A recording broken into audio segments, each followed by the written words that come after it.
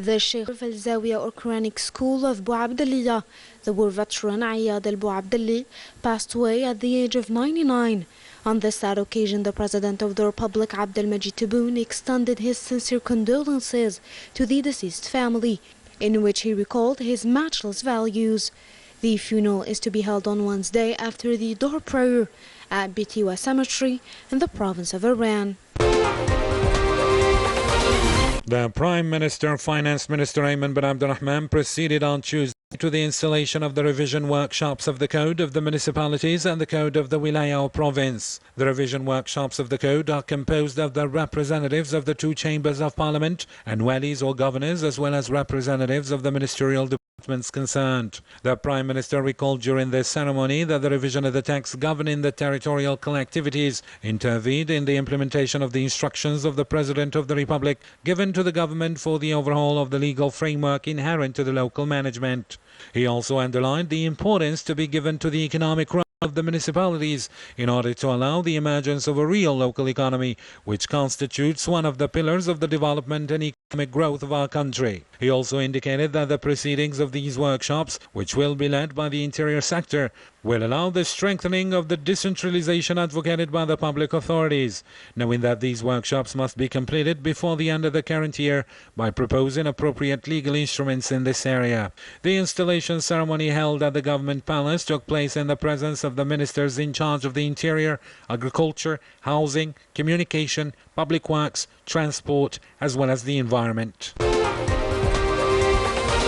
The Foreign Affairs and the National Community Abroad Minister Amtal Mamra was received in Addis Ababa by the President of the Federal Democratic Republic of Ethiopia, Salwa Zudol. Mamra conveyed to her the fraternal greetings from the President of the Republic, Abdel Majid Tebboune, as well as his warm congratulations on the occasion of the swearing-in ceremony of the new Ethiopian government. For her part, the President of Ethiopia welcomed the remarkable Algerian participation in the ceremony, reaffirming the attachment of her country to a strategic partnership with Algeria while consolidating bilateral cooperation in several vital areas. The meeting was an opportunity to review the new developments in the African region as well as the prospects for overcoming the challenges facing peace, security and stability, in addition to the important issues of the day at the continental level.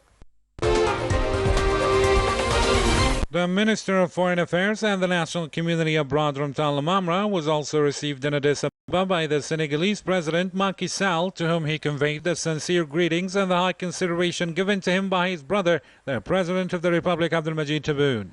The meeting allowed the review of bilateral relations and the means to promote them in various fields, and an exchange of views on the main issues raised at the continental level and the prospects for promoting common African action. President Macky Sall to assume the rotating presidency of the African Union (AU) next year.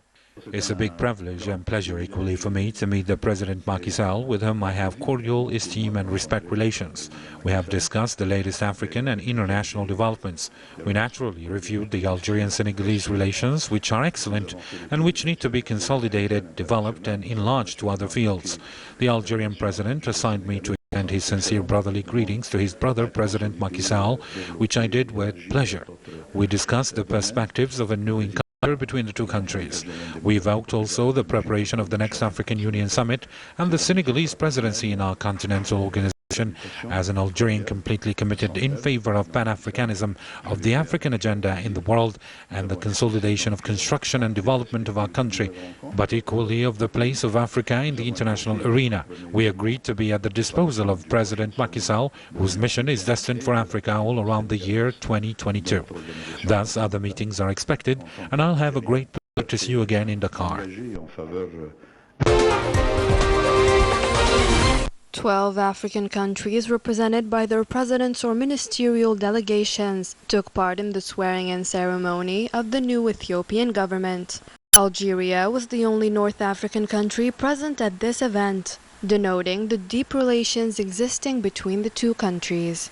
The Foreign Affairs Minister, in his capacity as representative of the President of the Republic, conveyed congratulations and warm greetings from the President of the Republic, Abdel Majid Tebboune, to his African counterparts.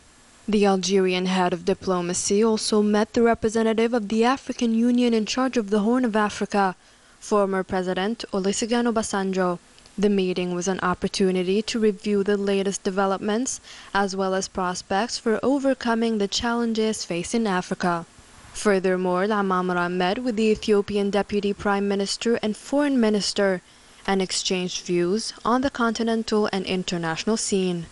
Algeria's Foreign Minister met with the Executive Secretary of the governmental body for development in North Africa, Ali Gad, with whom he evoked several important issues.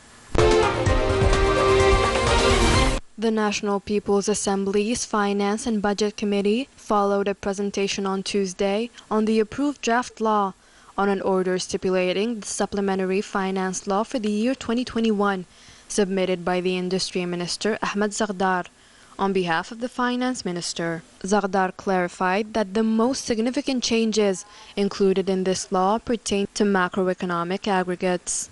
The text also included a number of facilitating measures for the benefit of investment, the health sector, and other economic activities, in addition to tax incentives directed to the benefit of some Islamic financing products.